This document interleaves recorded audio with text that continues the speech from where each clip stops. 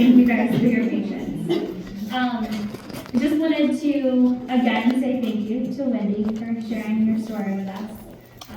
Thank you so much. And then thank you guys so much for Project Heal for having us here tonight. As Elena mentioned, I am Lindsay Romas. I'm a registered dietitian who specializes in eating disorders in the area. I'm really honored to be here tonight to share a little bit about my work, the realities of eating disorders, and what we can do together as a community. Tonight, I want to bring you into the world of what I'm seeing every day as a provider, some of the complexities, the diet culture misinformation, and the incredible resilience of the people that I work with. So please join me as we unfollow diet culture and find a path to food freedom. So a little bit of what we'll be talking about tonight is my journey as an eating disorder dietitian into the field, understanding a little bit more of the eating disorder diagnoses. We'll talk a little bit about diet culture and its impact on those individuals with eating disorders, and not just those with eating disorders, but everyone. As well as at the end, we'll wrap up with different ways to access care and some different recovery resources. So I started my career at Nationwide Children's Eating Disorder Clinic. When I started there, that was my first position as a dietitian, and I was there for about 4 years. After about 4 years, I then transitioned to the Emily program. That was in the midst of COVID, and so I was working virtually with adults in outpatient and IOP. Then, after a short period of time there, a position became available as the nutrition and culinary manager at the residential site they were opening. And then I proceeded to follow that for the next few years and helped to run and open that facility. In September 2024, a few months after I had our daughter, I decided to take the information that I had learned thus far in my career and open my own business, Fullfilled Nutrition Counseling. I'm passionate about building a team of dietitians who are not only sound in gentle nutrition as well as eating disorder care, but having individuals who are really putting people first and giving very great client-centered care. It was important to me that we did accept insurance because really trying to increase access to care is something I'm very passionate about, and wanting to continue to grow building our practice. I recently hired a dietitian in January and am in the process of hiring another dietitian. So a lot of times I get asked kind of what led you to eating disorder work. So reflecting back, an early belief I had was really that all foods can fit. I remember as I was in high school with some of my friends, we'd have sleepovers, we'd eat salt and vinegar chips at night, wake up, eat some puppy chow, finish the bowl together. It wasn't something that really I blinked an eye at. However, when I transitioned into college and really understood what career path I wanted to follow, I was fully immersed into the food culture and learning the ins and outs of everything there is to know about food and nutrition. And as I was going through that path, it really opened my eyes to a lot of some of the rigidities around food that I had heard kind of throughout my life, whether it was when I was younger and being at a family event and people talking about, I shouldn't be eating this, I shouldn't be eating that. And then also just really learning how there can be a lot of misinformation out there and develop confusion around food. After I graduated, I took a gap year and decided to do AmeriCorps, and that was in Athens County. While I was there, part of the AmeriCorps venture was educating second graders on how to cook in food and nutrition. And kind of after that, it really helped hone in for me that I was going to be really excited about working with children and adolescents. They're just at this phase where it's so cool to see how we can be a part of shaping their brains, beliefs, and identities. And so after that, while I was job hunting, a position was available at Nationwide Children's Eating Disorder Clinic. I didn't have a lot of experience in the eating disorder field going into it, but I was excited to give it a try. Within a few weeks, I knew this was where I was meant to be. I'm someone who is a forever learner, and eating disorder research was very much so in its infancy. And I was eager to learn more so that I could help individuals re-explore nutrition in a new light. And then after a while there, it really continued to highlight just how our society is really ingrained in a diet-centered culture, and something that I was really passionate about was trying to help rework that for individuals and understand that all foods can fit. So next we're going to talk a little bit more about eating disorders, what they are and what they are not. So I want to share at a high level that eating disorders are a serious mental health illness. They are not lifestyle choices, they are not phases, and they are not about vanity or willpower. You will see I put a picture here of the biopsychosocial model for eating disorders. This is what we know that is contributing to eating disorders. So there's the biology component that is interrelated to genetics. Right now, we're seeing that about 50 to 80% of the risk is genetic. So that is one of the components. The other one is social. So the experience of weight stigma in our society and also various different traumas. And then last but not least, some of the psychological components that go into that, whether that be body dissatisfaction, low self-esteem, or predisposition to experiencing negative emotions or anxiety. I put this on here because this is something that I've heard people say kind of in passing in a joking manner, that eating disorders are something they wish they had, or people should just eat more. And that really reflects the fundamental misunderstanding of these diseases. We wouldn't say just be happier to somebody with clinical depression. So eating disorders deserve the same respect and understanding.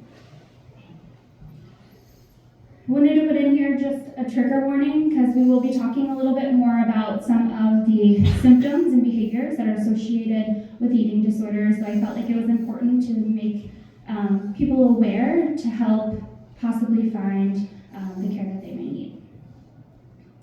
So eating disorders are the second leading cause of death for mental health illnesses. So that's just something, when I heard that, that really sunk in for a moment. That wasn't something I was aware of right off the bat. So this is not a fringe issue. One of the things we do know is that early detection and intervention significantly improves the outcomes. So the earlier someone can get into treatment, the better the prognosis. But here's the difficult truth. Choosing treatment is incredibly hard. The eating disorder voice fights against recovery every step of the way. I've worked in every level of care, from inpatient to outpatient, and that is something that I just see with the clients along side by side, just how difficult it is to make that choice and how hard those steps are. Though at the end, it is something that everyone continues to highlight as something that is very worth it in regards to reclaiming their life. As a dietitian, my role is to help individuals nourish their bodies and rebuild a new, healthy relationship with food. It's about undoing years of learned fear, rigidity, and shame around eating, and realizing that yes, your body needs this nourishment, and yes, food can be fun and not feared. Next, I'll talk a little bit more about the most prevalent eating disorders. I'll take it from a little bit of a lens in regards to the nutrition presentation that we may see. And before we dive into that, one of the things that I feel is important to name is that no eating disorder is the same. Therefore, treatment should not be the same for all. One of the things I talk to a lot of my clients about is that treatment shouldn't be cookie cutter, because eating disorders aren't cookie cutter. Somebody with the same diagnosis, the same age, the same gender could have a very different presentation. So we need to make sure we lean in, listen to our clients, and support them along the way. So one of the ones that we may hear about in society is anorexia nervosa. So when we look at the nutrition presentation here, we're really seeing that nutrition restriction. So this can be physical, so physically restricting the nutrition they're putting in their body, but also mental, telling themselves they shouldn't have something. one of the things I talk a lot about is the neurobiology of eating disorders. So the way in which the brain might be affected. I think that's something that really helped me to understand, as well as something I educate individuals on so they can understand, as well as caregivers. But when an individual with anorexia nervosa is presented food, what happens is there's a misfiring in the amygdala, so it's in the back of the brain, and that's our fear, flight, fight response. That shuts down our prefrontal cortex. That's going to be our logic, our decision-making center. Therefore, that is something that is inducing fear to these individuals 6 times a day is generally what happens when we're in treatment. 3 meals, 3 snacks. A lot of times, these might be foods that are perceived as bad in our society, such as like desserts, fried food, something to that extent. I think I put bananas on here because along the way, I do think that we are seeing people are taking foods that were generally perceived as healthier foods and looking at them in a way and making them negative. A lot of times I've heard bananas are bad for me because they have too much sugar, whereas I try to dive in and provide some education around how sugar is our basic nutrition need and it's something we have to live. Though I think it's important to also mention that, again, as I mentioned, it's not cookie cutter and food selection is not always the same. I've had clients who are a little bit more of all or nothing. So maybe they love pizza rolls and Doritos, but they're really just cutting back on those and not eating enough of those. And they are seeing some weight changes. And so it can look so different in every individual. Not again. Okay. Next up is ARFID, Avoidant Restrictive Food Intake Disorder. So this is something for years people would always just reference as a picky eater. And so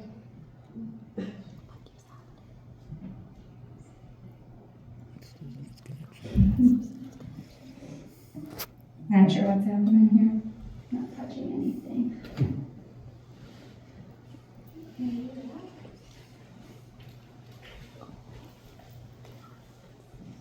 Okay, we'll just keep rolling with it. So when we were talking about neurobiology, for individuals with ARFID, instead of fear response, it presents as disgust. So with those individuals who are struggling with ARFID, they may not be hyper-focused on the concern or fear of weight gain. These individuals might actually want to gain weight. There's generally 3 different subtypes we are aware of when it comes to ARFID, and that is going to be generally texture and sensory issues, fear of adverse events, and lack of interest. Technology is not on my side tonight. Sorry about this.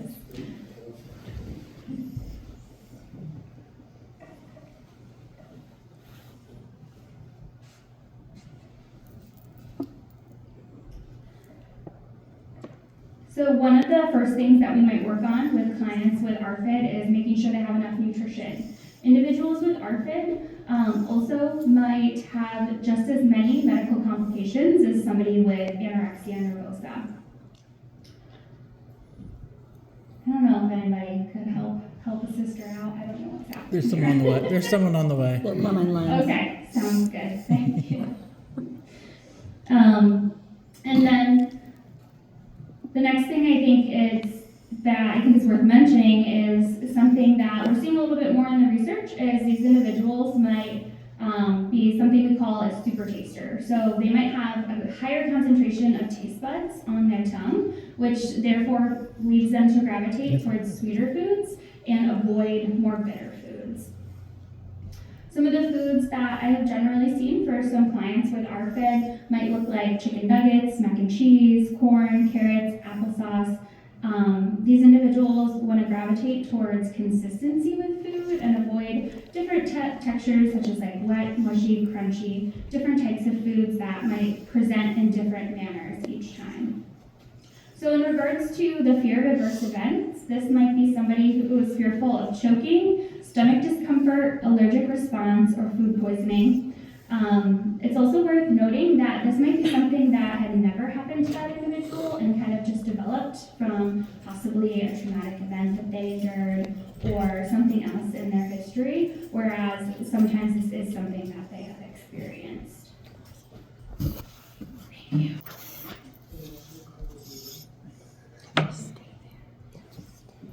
Okay, my business. Thank you.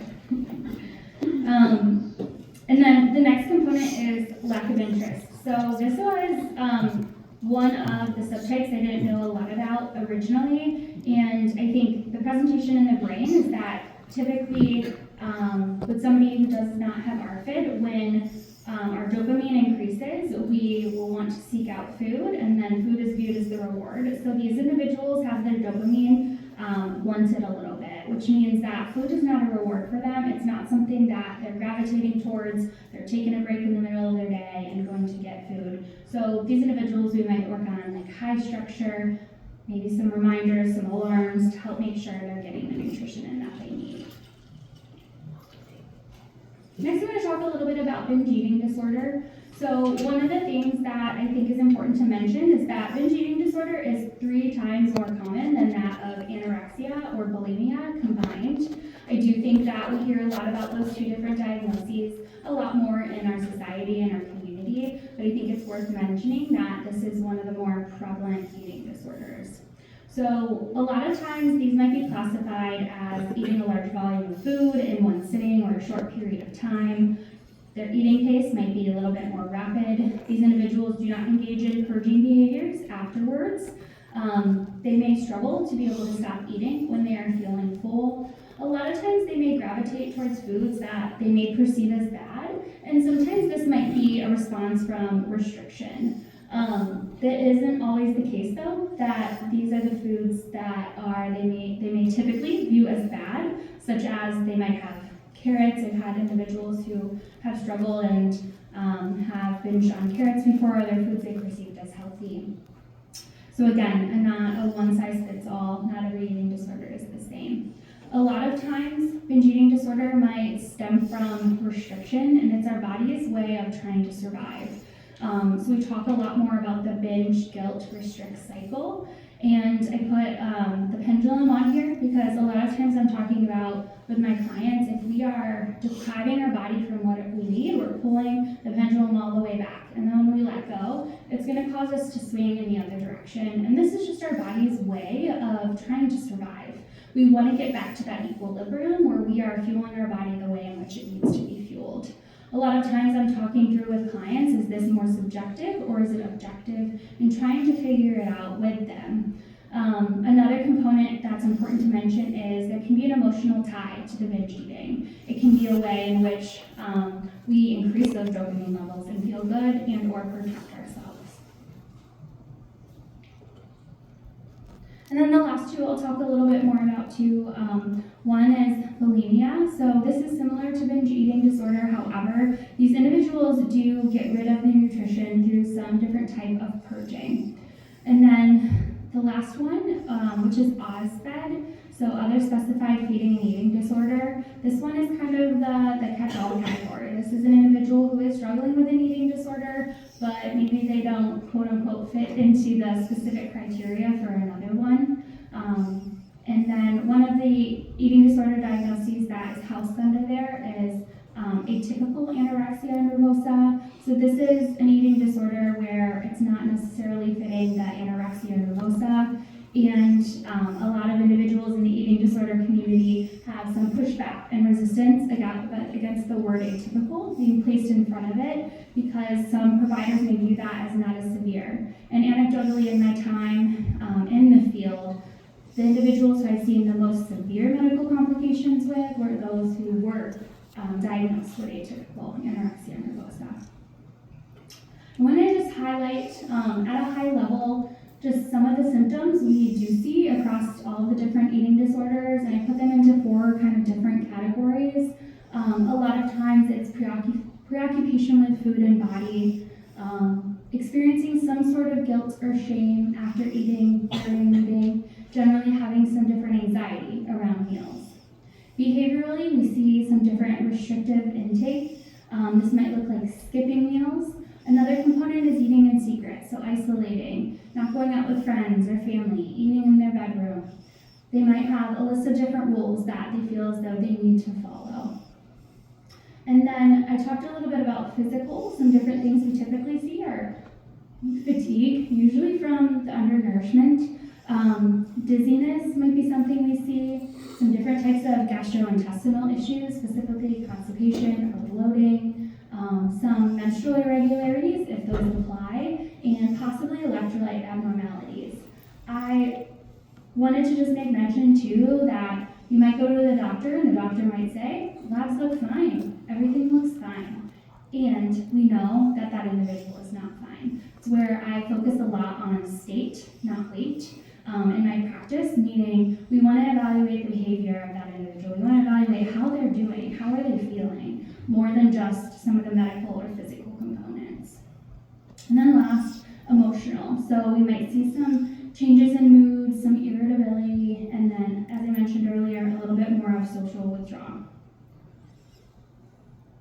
So next we're going to shift gears a bit and talk a little bit about diet culture. I do think this is something that's really important and worth mentioning and diving deeper into, especially with the social media presence of wellness and influencers. I wanted to talk a little bit more about this today and how it may impact everyone and individuals who might struggle with eating disorders. So when we look at diet culture and what it is, at its core, it's a belief system that glorifies a thin ideal and equates body size and moral value. It labels food as good or bad, and it promotes restrictive eating as the norm. And it's pretty pervasive. We're going to see it everywhere, in the media, social platforms, the wellness industry, healthcare settings, and even our everyday conversations. I can't tell you how many times I'm out and about and I do hear people talking about the diet or what they are eating or what they're not eating. So it is really everywhere. And why does this matter? Because diet culture normalizes behaviors that are actually unhealthy. It encourages shame around eating, and it creates this fertile soil that can develop disordered eating or clinical eating disorders.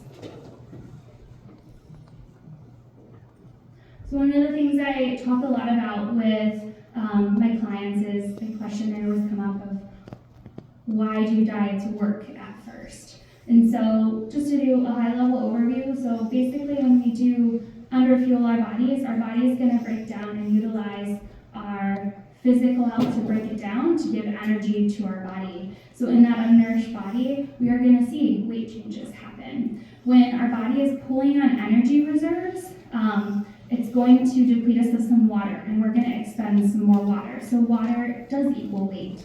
It also might be something like the placebo effect. So if you feel really good, it's something new, different, it's working for others, you may feel as though it's working for you. Novelty and structure. So when you switch something and there's a lot of compliance to that, you might see some changes as well. And then the last thing I hear a lot about is social reinforcement. Whether that's a medical provider, an aunt, a cousin, a friend, maybe reinforcement around, what are you doing? You look so great, or things in that way. One of the things I want to talk about too is how genetically every person that is born is going to have a specific eye color. They're going to have a shoe size. They're going to have a height. Those are things that are tied to genetics. But in our society, we don't focus on those and we don't always try to change those. But weight is one of those genetic components that we are always trying to manipulate. One of the things I talk about too is something called poodle science. It talks a lot about how we have Chihuahuas, we have Golden Doodles, we have English Mastiffs, but we're not trying to make those dogs look like one another. But we as humans are trying to change and shape our bodies and morph into different sizes and shapes. So why diets don't work in the long term. So going back to the genetic component, there's research that shows 80 to 90%, 95% of diets fail in the long term. It's not about self-control, it's about your biology. And most people do tend to regain the weight, and that may not be a bad thing. Our bodies do want to survive. And many individuals may actually gain a little bit more weight because the body is really terrified of going back to that starvation or that famine. So it's going to maybe reestablish what we call as like a set point, so our possible genetic predisposition of where our weight should be. I'm going to talk just about some of the more recent trends I've seen on social media. I think I've been alive for long enough to see so many different trends come through the pipeline. One of the ones I'm seeing right now is fiber maxing. So really just trying to increase a lot of fiber and take in fiber. Yes, our bodies love fiber. They do really well with fiber. But if we're over consuming something, we may not be getting enough of other things. It also may cause a lot of gastrointestinal issues that may make it harder for us to get the nutrition in that our body needs. The other one is the chia seed challenge. So this is something that you basically add water to chia seeds, and it's a lot of fiber, and there's a lot of purported beliefs of how this can be healthy and engage in wellness. The other one I see most frequently is food items that may not generally be high in protein, but we're adding different components to it to make those rich and higher in protein, such as protein chips. So these food items are not bad by any means. However, we do want to work towards and consume all of the nutrients that our bodies need. So I did put the older myplate.gov on here because our body truly does need all of the different nutrients. One of the things I want to just caution individuals around is following nutrition claims that aren't backed in science. So any different fad that you may be seeing, one size fits all nutrition, I always say everybody's different, so that may not apply to you. There are no miracle foods or perfect foods in our diet. So really sifting through this information can be pretty stressful. I know when I was postpartum with my daughter, there was just so much information out there of what you should eat, what you shouldn't eat. And as a dietitian too, I was trying to sift through it and try to understand. So even with my education and training. So there's just so much out there and it can feel very stressful. One of the things I heard someone say on a podcast is regular nutrition just isn't sexy. And so we talk a lot about the diet industry. It is a multi-billion-dollar industry. They're always trying to sell something that people want. And so people keep going back. And they're not getting the results they need, so they keep going back. But basic nutrition is really what our bodies crave and desire. So why does diet culture matter? So short-term or long-term dieting can definitely be a doorway to disordered patterns or eating disorders. We even talked about earlier that is a biology component if we have a chronic dieting history. In a culture that normalizes dieting, we really rarely question the system. We typically are trying to blame the individuals. Our diet culture perpetuates the belief of those who are struggling with disordered eating and can make recovery even more difficult. So what I try to encourage in the work that I do is trying to adopt a neutral approach to food. So we want to leave the food judgments at the door. They are external diet messages that our culture is making that we internalize. There are no good or bad foods. We sometimes might experience shame associated with eating something that we perceive as bad food, but food is not moral. It could promote less impulse and more appropriate motivation, and then it may promote recovery and well-being by decreasing the power of this interplay. So a lot of people ask me, if diets don't work, then what does? So it's a weight-neutral approach. We're looking more at our behaviors, our balance, our moderation, getting the nutrients in our body needs, regardless of what the scale says. We want sustainable behaviors that are going to fuel our body the way in which it needs. Body trust. A lot of messages will tell us if we're hungry, don't eat, or we should wait. If our body is signaling for us to eat, we need to fuel it the way it wants to be fueled. Following something called intuitive eating. Basically, it's leaning into what your body is telling you it should have to eat, as well as leaning into your different treatment team, whether it be a dietitian, a therapist, and then a HAES or Health at Every Size aligned medical provider. So going to some of the statistics that I know were already mentioned a little bit earlier, but I think it's important to call out that 9% of Americans will experience an eating disorder in their lifetime. 8 to 9% of the population worldwide lives with an eating disorder. It's going to affect all genders, ages, and body sizes, even if they don't look quote unquote like the stereotype. Though nearly 80% of these individuals with an eating disorder may not receive treatment. Barriers that they do encounter are the cost of care and insurance hurdles. Taking insurance myself as a provider, I actively work through these with the clients I'm with. It's important to me that insurance will show up for you to pay for those services. Lack of local providers or specialists. I'm aware of some different treatment deserts, different states that have very limited providers, some that are just now opening their first treatment center. So a lot of areas may not have access to providers. Different weight bias and stigma in healthcare. I see it every day, I hear it every day. People get applauds for restriction and changing their weight, even though that may not be appropriate for their body. Misdiagnosis or lack of screening. I think it's really important that we understand the person as a whole. And then cultural barriers and delays seeking help. Some of the different levels of care that is available is acute medical stability or inpatient care as well. Different types could be also residential, and then kind of in a tiered approach, partial hospitalization program, PHP, intensive outpatient program, IOP or outpatient. All this to say, again, this is the way in which we show up for each individual, providing different levels of support to match those symptoms that they're presenting with. It's important to me that I tell my clients that I'm supporting you with the same level of support you need to meet the goals we've set.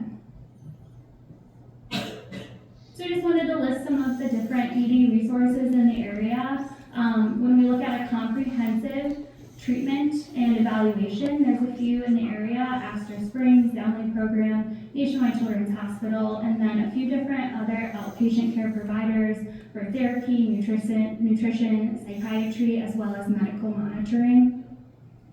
Here are some different ways to also get some national and local care resources. I use findedhelp.com. A lot of times if I have somebody reach out to me and ask, hey, do you take this insurance? And it's insurance maybe I've never heard of, and I'll look into it and see if there's anybody available in our area just to help increase access to care.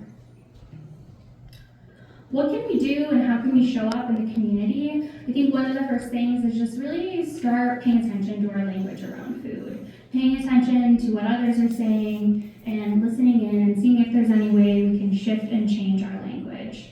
We want to avoid making comments on others' bodies. It's not our place to talk about other people's bodies, so trying to change that dialogue too is really important. We want to validate experiences and reduce shame around eating disorders. It is something that individuals struggle with, so being able to have that and hold that space is really important. We want to support the outreach, research, and access initiatives.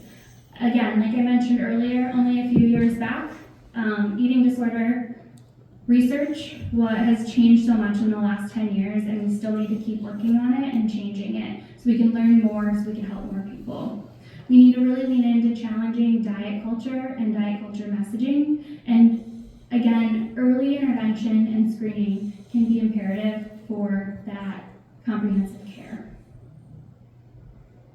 So some of the takeaways I wanted to give today is that recovery is not easy. It may not be linear, but it is possible. I always encourage my clients to look at progress as progress and not perfection. Celebrate all the victories, the little wins, the big wins. A victory is a victory. Collaborating with a treatment team is so important. And I think last but not least, I want to name that we live in a culture that tells us our worth is something to be measured by weight, productivity, or perfection. But healing asks something different of us. Healing asks us to measure our lives by connection, by joy, by meaning. My hope is that we can continue to build a world where food nourishes us, not controls us, where our bodies are respected, not ranked, and where access to care is not a privilege, but a right. Because when food takes up less space, life gets to take up more. Thank you guys for being here tonight. Thank you for caring, and thank you for being part of the solution.